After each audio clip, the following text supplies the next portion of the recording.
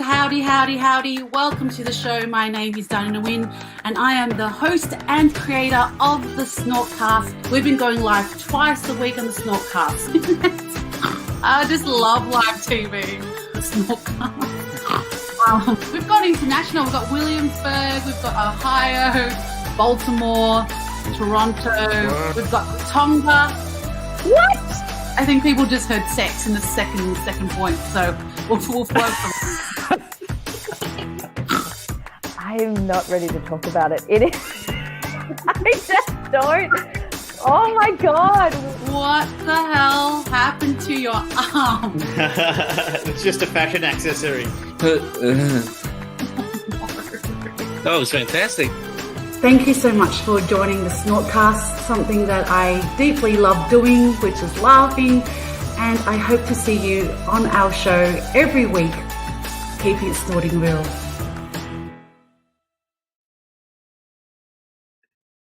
And howdy, howdy, howdy. Welcome to the SnortCast Lockdown Edition number 6.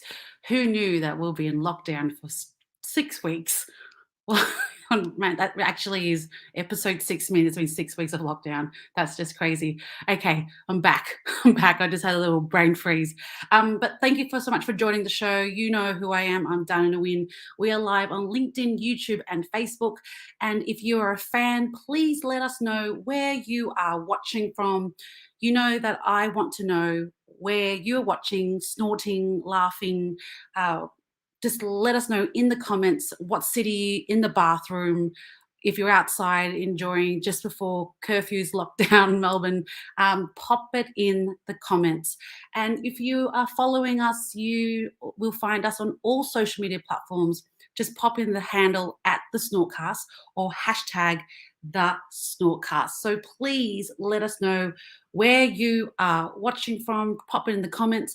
And also, if you'd like to support the SnortCast, we do have a Patreon, and I'm very lucky to have support of a community that believe in the snorting and the joyful. So you can click on the Patreon /Real Nguyen, because there's only one of me.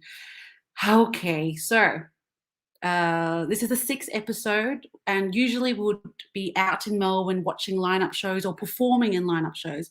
But I've been really lucky to invite and be joined by colleagues and friends to come on to the SnortCast to talk about their work, what they've been up to. 2021 has been like a really mixed year for everyone. So I would love to introduce to you our guests who are coming onto the show today. Please welcome to the show her, Samuel, and Ivan. Welcome to the show. Woo! Hello. Hey. Welcome. Oop. Her is having a wine already. Love it. I already had mine. Now I just switched to water because I'm getting older now, so I've got reflux when I go to bed, so I have to stop early. So I start early, but I stop early. You're not that old, are you? I'm 42. Oh, you look great. Oh, you're young. Thank you. Really you look very good. The reflux is like 56. So Ivan's already told us he's got influx or reflux? Reflux. Gastric reflux. How are you? An influx of what? Reflux of what? Hopefully water. Red wine. Gas. Absolutely. Ivan, how are you? I'm okay, considering the whole lockdown situation and being deprived of what we love to do, which is being on a stage and performing live. I'm enjoying doing shows on Zoom, but there's nothing like performing live. And I've been talking to a lot of comedy friends. It would be great to have a chat with you guys, how you guys feel, because I'm okay. I'm glad that I'm not in Venezuela, not back home, where there's not even the opportunity to get vaccinated. And plus, if you go out, you can get killed not by a virus, but by a gun. So I'm very happy that I'm here. And it's just frustrating. It's the right thing to do to stay home. It's the right thing to do to get vaccinated. It's just frustrating that something that is so because the things that we do, like nobody does comedy. Nobody's forced to do comedy, and I think once you find something that you really love to do, it's very cliche to think, but it's not to say, but it's not work anymore. So working, it's part of who we are, and we are that vehicle of releasing energy is no longer there, and it's getting. That's what develops the frustration and it's frustration. And reflux as well. So exactly. True. Her's joining us as well, and actually, this is a perfect time for you to ask for a job because we're live on LinkedIn. Yes, I'm looking for a job. Okay, I don't think it's the right time to say that because I don't have a job not because of the COVID, but because of Chinese government. So it's really weird. Yeah, I don't know. Like, hello everyone. My name is He. I'm from China, but now I live in Australia. I'm so happy I'm not back in China because I just love comedy and freedom of speech. That's it. But it would be better if I have all the vaccination inside me, forced into me.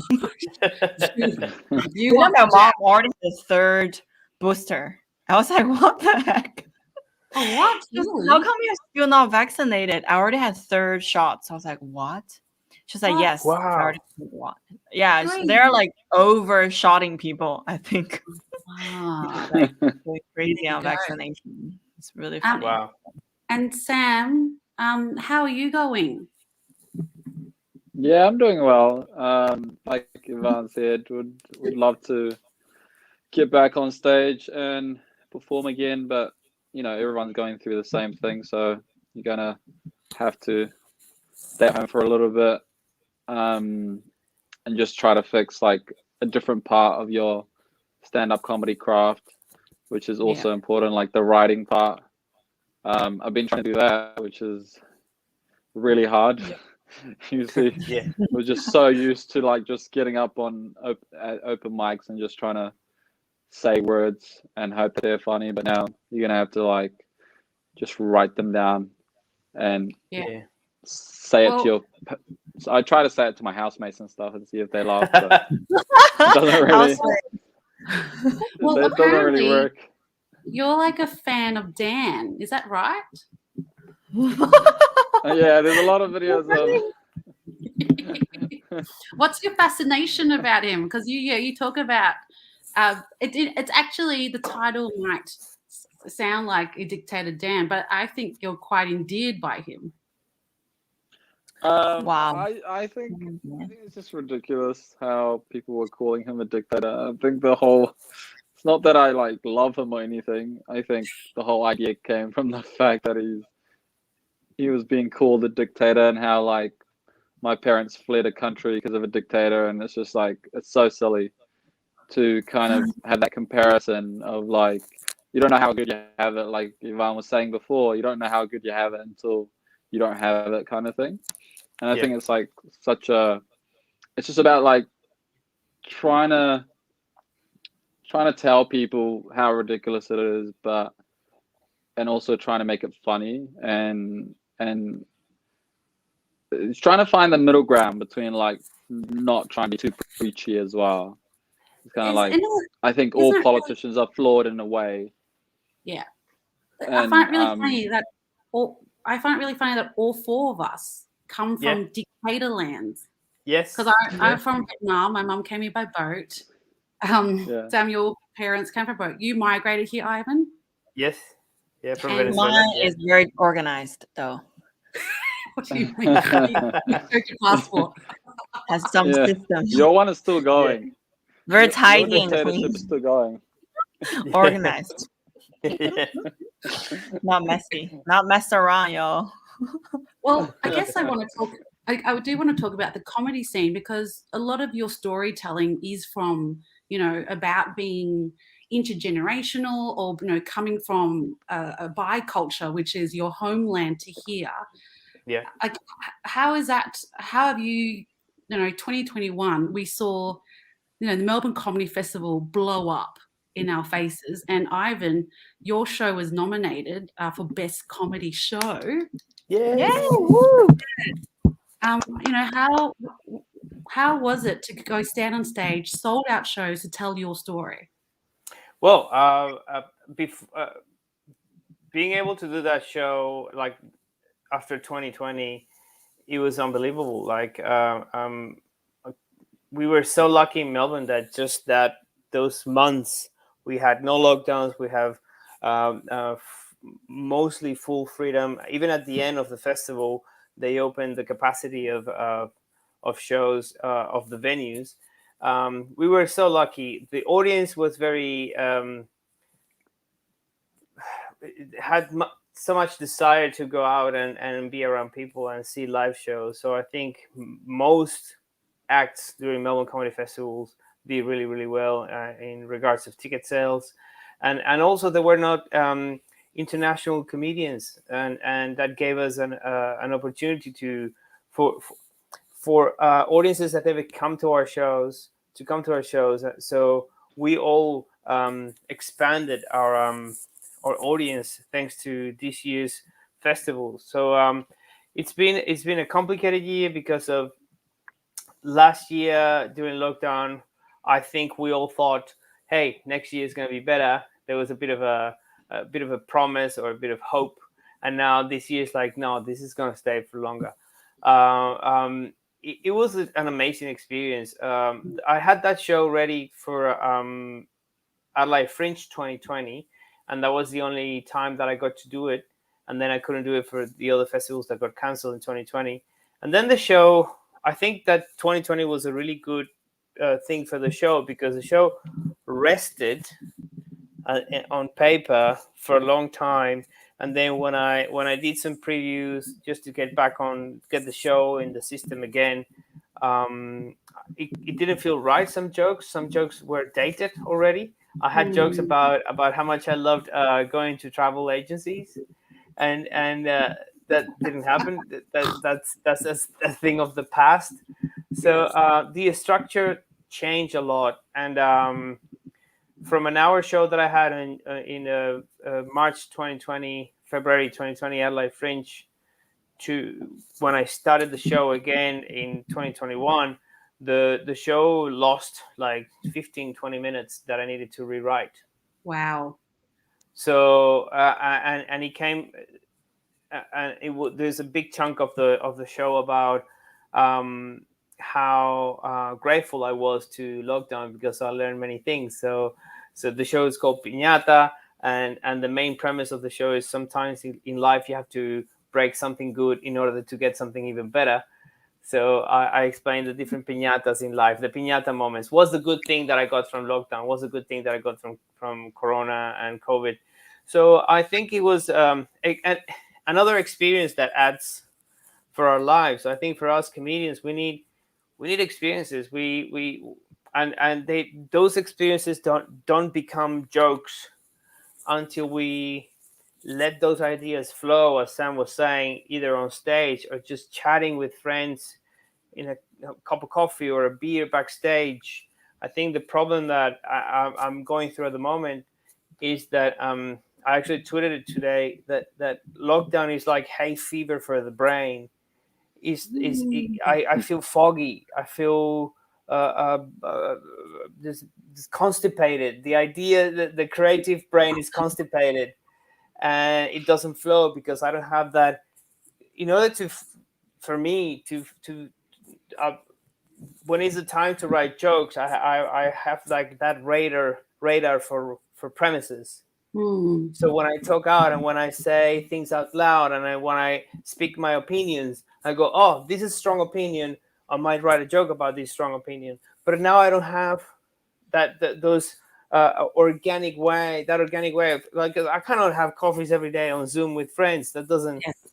We just need to talk and see each other's faces and hear friends, because sometimes you you have that idea in the back of your brain, but you don't know how to put it into words, and then you have a conversation with a friend, and your friend has maybe mentions a word or explains something in a different way that you go, oh, I can explain that idea in the back of my brain using these tools.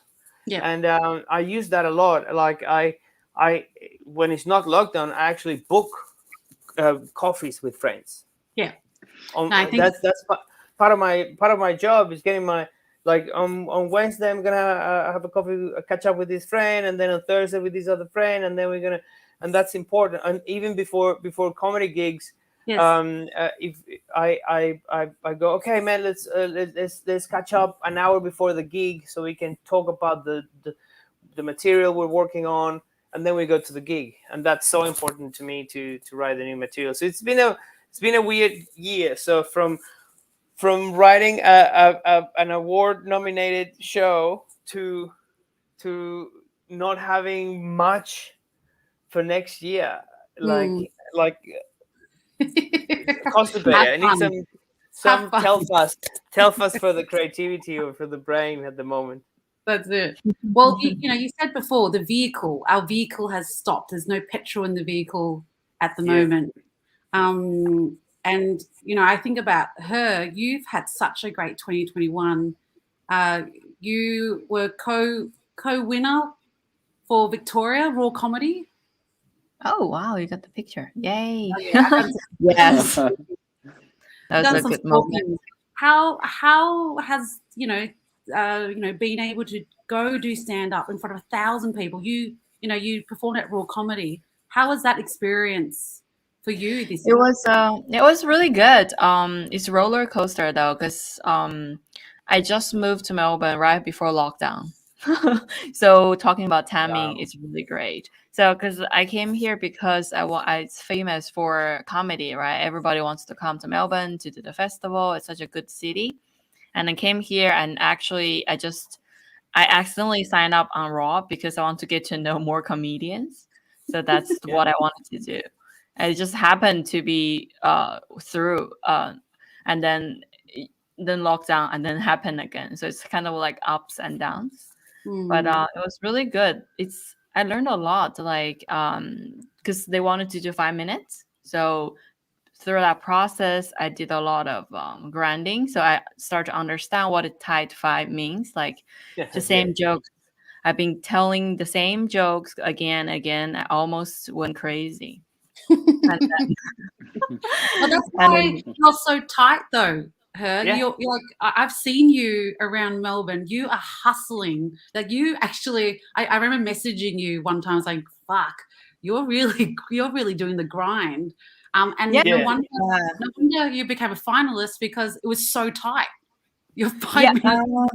Yeah, I think I got frustrated. I was like, I don't care anymore. And I was like, let's just have fun. Because like whatever I have before lockdown, it doesn't work after lockdown. But I think people are just so ready and hungry for materials, for jokes. That's why people just came out and then just celebrate live performance. And then for the national final, I actually just like totally blacked out. I didn't know what happened on the stage. I just remember, it was great, but I couldn't say. I only saw the people in the first 3 rows. I couldn't say anyone like beyond that. And my boyfriend told me I stepped on my laughters and I stopped people from clapping. I don't remember, because from what I remember, I was going really well. Yeah, it's a massive venue, the Melbourne Town Hall, and it is so overwhelming. I'm like, it's very overwhelming. And I remember when I did a gala in a big venue, like just like the Raw Comedy Final. I totally understand what you're saying. In the way I describe it, they say my name. They say my name when I go on stage, and I just hear. It's just like you got a tinnitus, how do you call it? And then it's over. Like it's like your brain, you're in a different you just say the words you've practiced Yeah. 1,000 times, So- and then good night, and then you go backstage, and then you have no idea what you said. And then you're in No recovery idea. mode. And then you're in like Yeah. recovery mode going, what the hell just happened? And you start drinking. Yeah. Yeah. That's the exact. That's what I it's like there's a bomb, and then your ears, go that, and then you do your set listening to that, and then you go backstage. Yeah. So Yeah, exactly. Totally it's- blacked out. And Sam, Totally.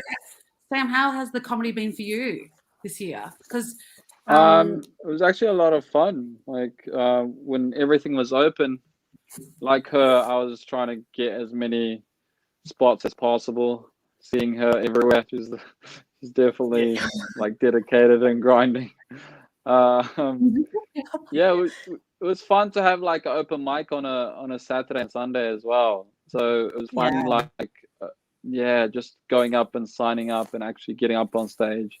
That was a lot of fun. And then running Jambos also was so much fun as well. Just having that dedicated audience that just loved being there every time. We had so we're very lucky to open that and just to get more people in the West into stand-up comedy. So that was a lot of fun. Yeah, I think we're just grateful and amazed how wonderful at times. And I think that might be our nostalgic reminder that we'll get out of this period and we'll get to go on stage, but we just don't know what's going to come out of our mouths or when that's going to happen. But I do want to ask a question. Yes, Sam? No, I was just going to say that it's going to be, you just don't know what to talk about when you get back on stage. You still talk about COVID. You just talk about what happened to you. Yeah. Baking. I think shows next year we're gonna talk about the same stuff. We're gonna say the same jokes about COVID. Because there's not our personal lives are so similar at the moment. Well, I still want to have a baby, and that's been a 5-year journey for me. I want to ask a question to our guests.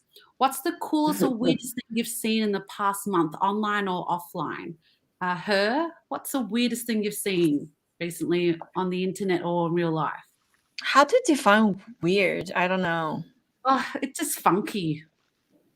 And anyone can interject and answer the question. But what have you seen that's been strange? Should I put some Jeopardy music on? And if you are guessing about it, I guess think about that question. We've got New Delhi watching USA. We've got Libya. Thanks for joining, Musa. Lebanon, New York. Wow. Thanks, Mike, for joining us. Wow. I think we've got Italy because he said ciao, but I'm not going to assume. Yes, what is the weirdest thing you've seen in the past month? Oh, okay. Should I go first? Yeah, go for it. I think if I feel weird when I'm in lockdown is to see how my friends in other countries started posting when they're traveling pictures. So I got really jealous. Like people in the States, if they're fully vaccinated, they can go somewhere. And I have a friend in Europe. She's been traveling everywhere. I was like, how did you make it happen? And my parents, they're back in China. It's pretty safe to travel as well. And then you got some friends, some in some other. We just had my own show with the comedian in UK in London. So she's like doing all the live gigs as well. So that's so weird when I'm just like stay at home watching Netflix. I think it's been really weird to see Edinburgh go ahead. Like, who's done Edinburgh here? Has anyone done Edinburgh? No. Ivan? I did it once. It wasn't my best experience. I don't. I have strong feelings towards that festival. I think no, because I think I went. Whoever wants to go to Edinburgh from another country, I believe you have to go on a nothing to lose attitude, plus being very young at the starting of your career. because when I got there, so I'm 42. I think I did Edinburgh, and I was 39 when I was in Edinburgh. And Edinburgh is a festival that you need to go. Well, like most festivals, the first 3 years you don't make money. You're just developing both your honing your craft and developing your audience and your name. So you need 3 years of losing money, and then hopefully the fourth, fifth year you go on a break even, and then you start making money in the fifth or sixth year. So I started making money in Australia, and then I went to Edinburgh. Yes. So it was like I didn't have the time to enjoy myself, that I got to that point of making money, making a career in Australia, to start all over again from scratch in a different country. So it was very draining, and it's a very I feel your drainage right now. It was very, very draining. Like I was like, what the hell am I doing here? Like what year was it? What year did you 2017 or 18? I was there in 2017. So I was in it. There you go. 2018. Yes. And I hear what you're saying. I invested $15,000 into Edinburgh. I didn't see a return. Wow. Nothing. I just started. It's great experience. Yes. But I think like comedians who I respect and admire a lot. Like I've seen they are very successful in Edinburgh because they've done what it takes. Like for example, Rhys Nicholson has been there. I think he's on his 7th or 8th Edinburgh, and he sells out entire seasons in a 300-seater, 500-seater, and that's because he has done the work. Yes. Since when he was very, very young, nothing to lose. You go the free fringe, and then it's all about the experience. It's accumulating the experience. So I don't think I'll be doing Edinburgh much. But you've got a great show though. There's a possibility. Like it's that's just. It's not. You can bring an amazing show, but you're still starting. Nobody knows you, and you're competing. Like when I was there, without exaggerating, this is a very close number. Out of all the shows of the festival, I think there's 7,000 shows. Wow. Out of all of them, like 4,000 or 5,000 were just comedy. Yes. So it doesn't matter how good your show is or how good your producer is, you're competing against 5,000 other shows in a month. Wow. Yeah. So it's if I have a lot of money in the bank one day and money is not a problem, I will go there and enjoy the festival, and I'll go for 3 years to develop my career there. But no, I still have money. Still a problem for me. Well, can I give a tip? I performed in a dungeon at 12:30 at night. My show started at midnight, and I had full audiences because it was the last show people would rock to, because everyone's on holiday in Edinburgh. Like everyone's on holiday. They're getting they're so drunk. So and I was part of the free fringe, so it was no cost to enter. You had to tip at the end. And that's how I lost the 15.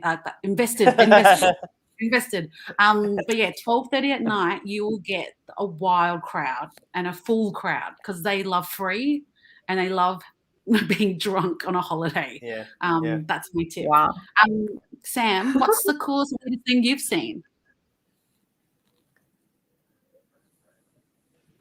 Sam got probably just the worst. Okay. Some guy getting arrested.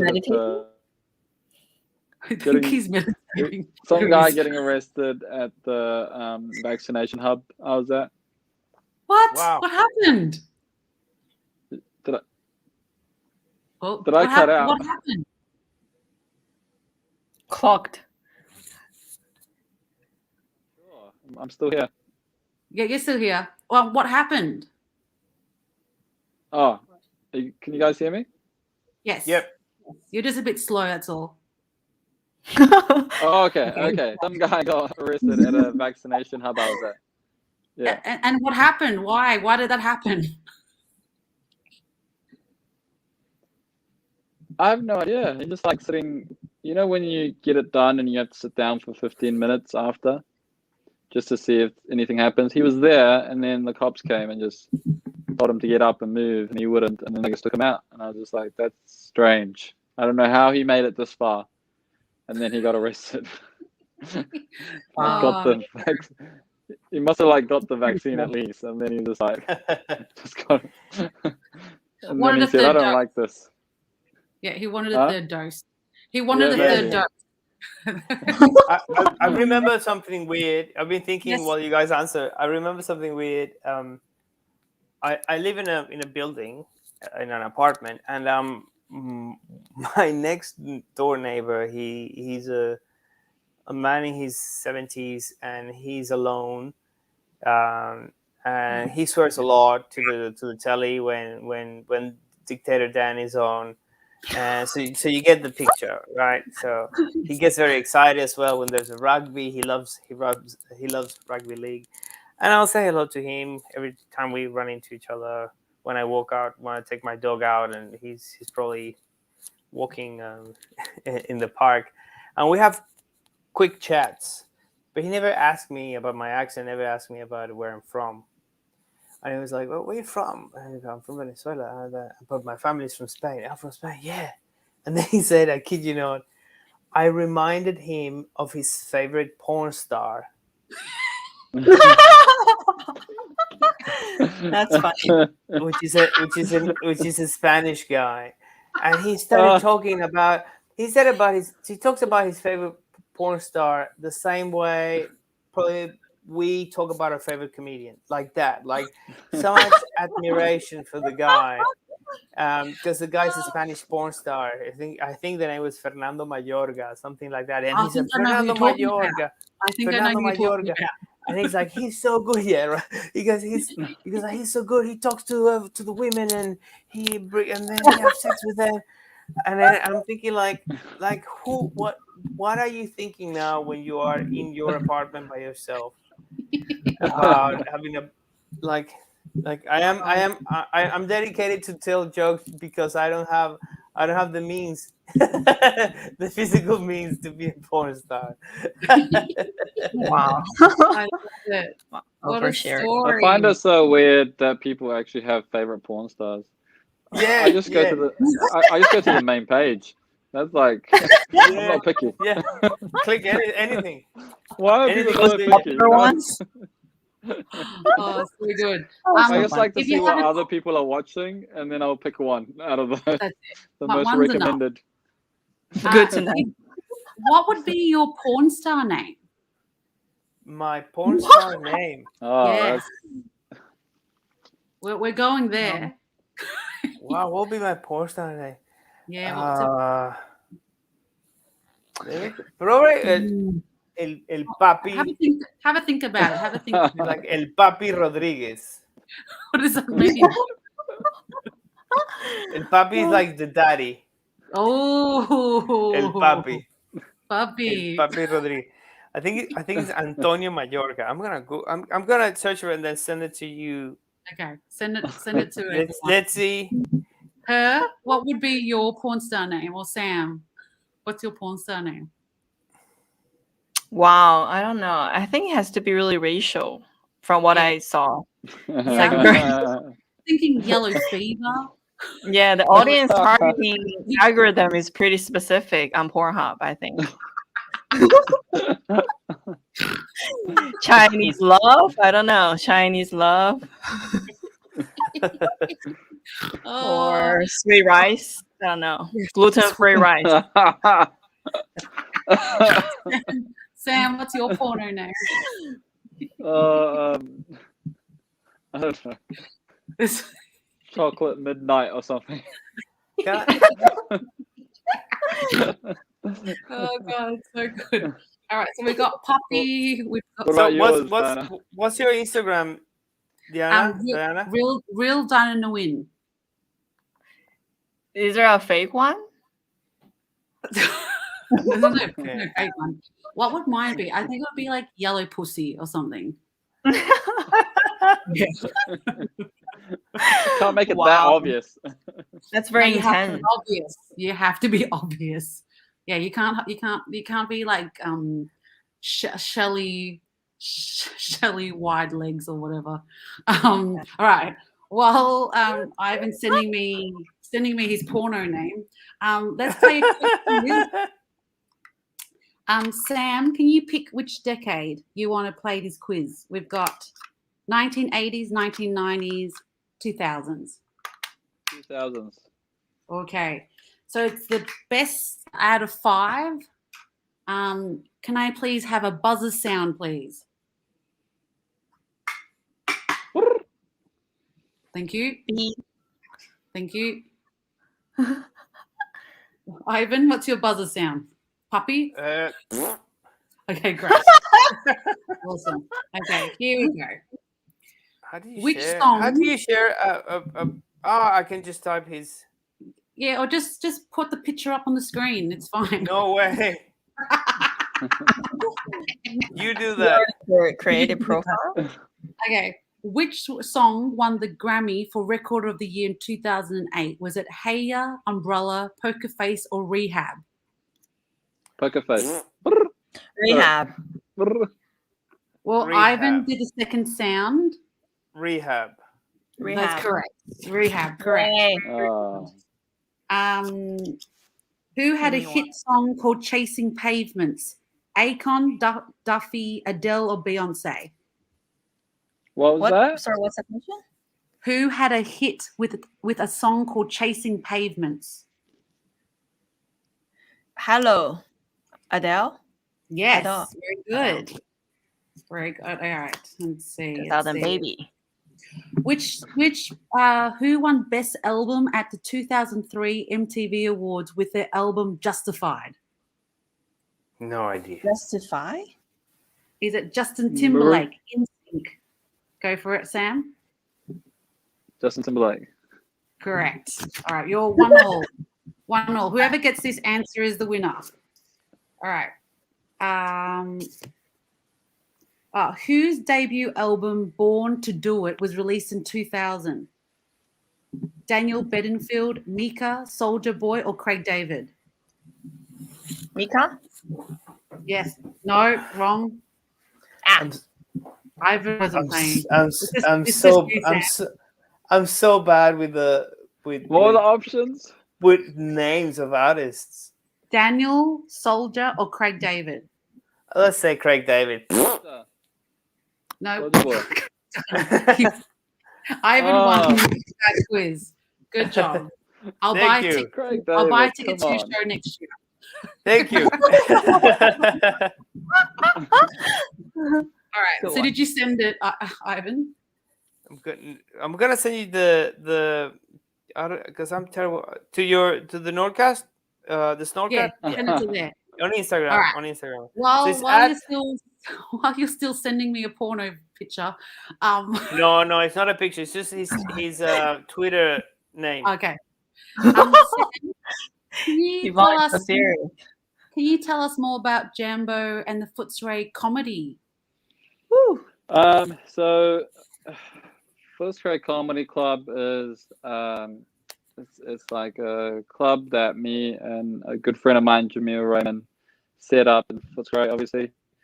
The idea was to kind of get shows that were inclusive and had a diverse lineup of talented individuals to Footscray, because there weren't really that many there aren't any shows in the West. So we decided the first one, there's a restaurant that I go to called Jambo Bar and Cafe, and I always spoke to the owner about doing a show there. And after COVID, I was just like, let's just do it. And so we just started opening it up, and like, I think the draw card for that show is just like, it's just amazing acts that we kind of have seen around the scene. We try to get them to perform, but also like just the atmosphere there is so much fun. Everyone's so welcoming. Everyone's like having such a great time. You can buy Ethiopian food there, which is like you can get vegan options and meat options as well, and it's amazing food. Ivan and I don't know, hers tried it as well. They both have tried it. Delicious. So yeah, it was Yummy. it was just a cool like little show to do. It's not even a big show. It's like get like 20 to 30 people in. People have their dinner, have a few drinks, and watch a comedy show. And everyone's been so supportive in the community. We had a lot of like Footscray pages on Instagram share our posts and just try to get everyone in. So it's been very successful. Yeah, and Ivan was meant to perform there, but that one's been cancelled, hasn't it? It's been postponed. No, he did. He did Oh, perform. it happened. Oh, it's happened. It's sold out. It was the 3rd of August. Yeah, it was that one because it was like it's funny because every time there's a lockdown, it just ruins the whole kind of flow of the show. So once we had to cancel the one Ivan was on, then once we opened, we put it on. It was really hard to sell tickets initially, but then one day before, they all got sold out. Just like people were like, "Oh, finally, it's back," and we're like, "Oh, Yeah. marketing. We're not marketing properly with something."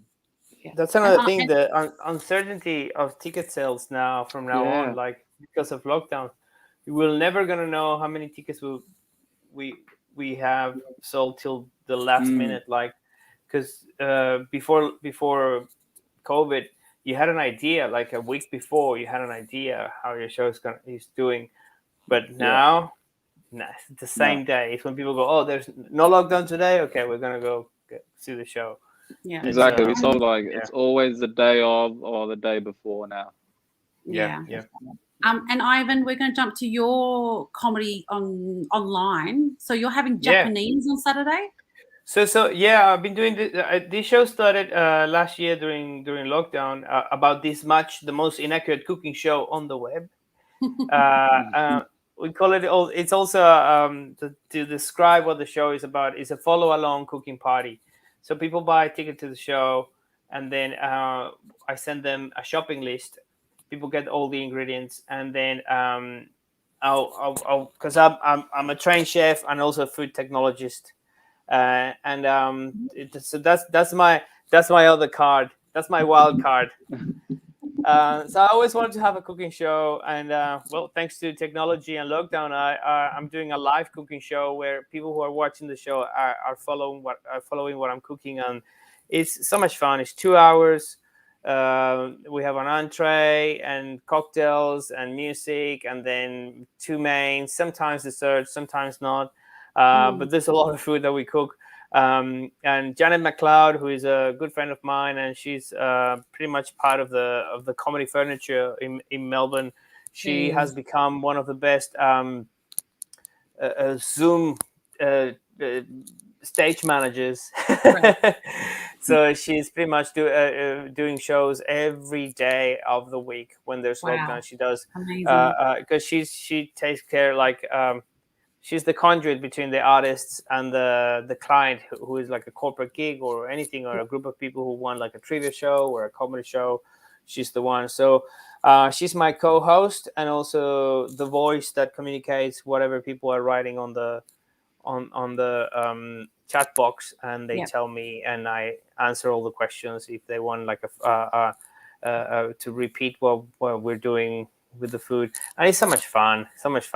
Last one we had 110 families on Zoom. Yum. So great. So next one is this Saturday. It's about izakaya food, which is the basic we call it Japanese tapas. So so we're making karaage chicken and gyozas and agedashi tofu. So we're doing always do a vegetarian option or vegan option.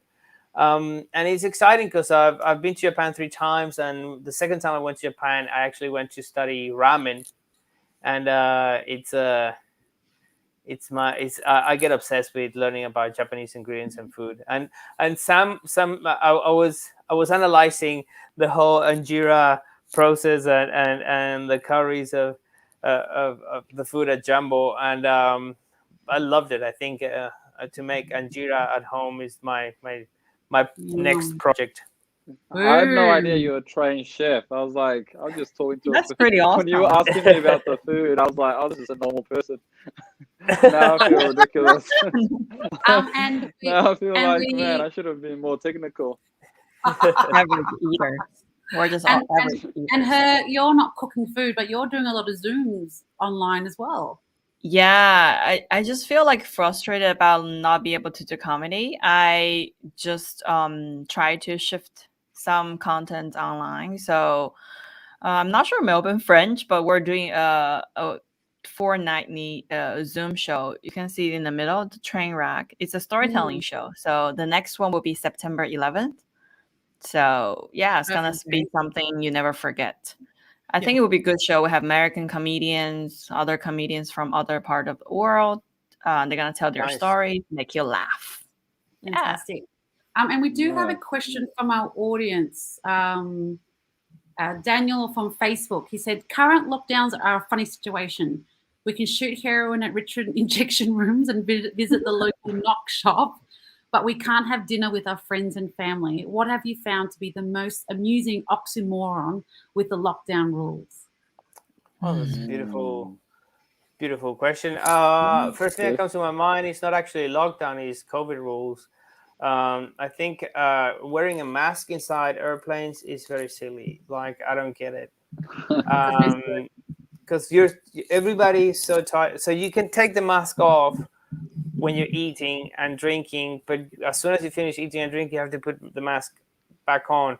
So that, unless you cannot take the mask off anytime, like any second, that will make more sense. But if you can take it off to drink and eat, that's stupid. So you can have the entire flight with an open water bottle in your hand, and that's your excuse. And it's silly, it's stupid. They should have like a mask, non-mask section, like in Japan, how they've got the smoking section and the non-smoking. Yeah. It's a terrible. What about you, Sam and her? I don't know. I'm really oblivion of all those rules. I'm just like stay at home. Just look outside the window and just sigh. Another day. Because the whole lockdown and then trying to have some democracy within lockdown is just very funny. Because like in China, I know when my mom, they were in lockdown, it's like nothing is negotiable. It's just like fucking stay at home, okay? And here I just feel like people are struggling with like what can do, cannot do. Like 5 kilometers of exercise radius. It's just so funny. I was like, what if I just jump doing like jumping jacks at 5 kilometers in the radius? It's so funny. It's like, who would think of that? Like 5. Why not 10? Why not 4? Have to be 5. Yeah. 5's a number. And about you, Sam, before we finish the show? I don't know about lockdown oxymorons, but I don't know. It's like people, when they're talking, they pull their mask down so that you can hear them better. Like, I always found that funny. Yeah. Doesn't that defeat the purpose? Like, what are you doing? It's like, you didn't hear me. I'm going to pull it down and talk to you. Yeah, it happens all the time. Yeah. Well, and the two things that are open, like, so supermarkets, pharmacies, but also you can buy coffee and alcohol. So it's 2 drugs. They're like, okay, you get 2 drugs. Like for me, I go crazy with coffee. So I'm locked down, and if the only thing I can have outside is a coffee, I will have it, but I will go nuts. Like I already my basic level of being relaxed is already anxious. So if I have coffee, I would think that they just either pass out and have a terrible hangover during lockdown, or go crazy and have 3 coffees during lockdown. So there's no, I don't get it. Bubble tea. Food is also a drug, though. Food is also a drug. Bubble tea. Yay, bubble tea. but with energy. Team, thank you so much for spending your evening on the SnortCast. I will check out the porno link. Just the face of the guy. I don't know if what do you think? If you think that I look like the guy or not, and everybody there just just I'll send it to everyone else as well. for Antonio Mallorca. Yeah. That could be your show for next year, the porno star. Pinata to porno. El papi. Your family. Thank you, everyone. Please check out their Zoom shows, online shows, and when we get out of here, check out the lineup shows that are all around Melbourne or Sydney or anywhere in the world. We need your support to get us to get working and getting that vehicle going again. Thank you. Yeah. Thanks for joining us, and we'll see Thank you you, all guys. next time. Bye. So good to